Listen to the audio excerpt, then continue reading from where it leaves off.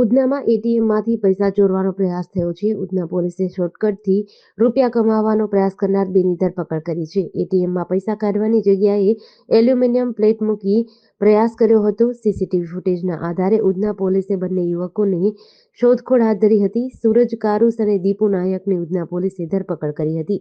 શોર્ટકટથી પૈસા કમાવા માટે આ પ્રયાસ કરી રહ્યા હતા. કોઈ બિહારી શખ્સે એટીએમમાંથી આવી રીતે પૈસા કાઢવાની ટેકનિક શીખવી હોવાનું પોલીસ સમક્ષ કબૂલ્યું હતું.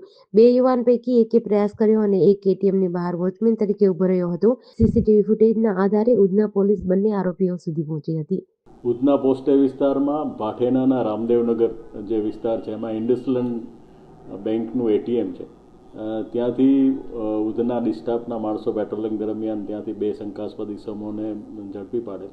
તે દરમિયાન એમની ગતિવિધિ જોતા તેઓ ઇન્ડસલેન્ડ બેંકની જે એટીએમ છે એટીએમ ઉપર એલ્યુમિનિયમની પટ્ટી મારી અને કોઈ માણસ જ્યારે પૈસા એમાંથી કાઢવા આવે ત્યારે પટ્ટીના હિસાબે પૈસા ન નીકળે અને બાદમાં જ્યારે જે વ્યક્તિ જે પૈસા ઉપાડનાર છે ત્યાંથી જતો રહે તો એમાંથી જે પટ્ટી કાઢી અને પૈસા લઈ લેવાય એ રીતની મોડસ ઓપરેન્ડી કરી અને ચોરી કરતા હોય તેવું માલુમ પડે. જે સંબંધે બે ઈસમો છે સૂરજ કારુસ અને દીપુ નાયક એ બંનેની ધરપકડ કરવામાં આવેલી છે અને ઉધના પોસ્ટ વિસ્તારનો જે ગુનો દાખલ થયેલ છે તે ડિટેક્ટ કરવામાં આવેલ છે. હાલ એની પૂછપરછ ચાલુ છે. અત્યારે ઉધના પોસ્ટ સ્ટેશનનો ગુનો એક ડિટેક્ટ થયેલો છે.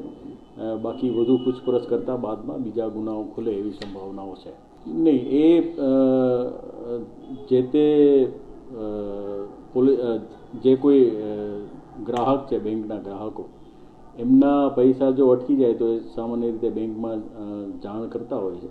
એ સંબંધે જાણ કરવાથી બેંકવાળાને માલુમ પડે એમ કે આવા કોઈ બનાવ બને છે. જેડીસી ન્યૂઝ સાથે સુનિલ ગાજાવાલા, સુરત.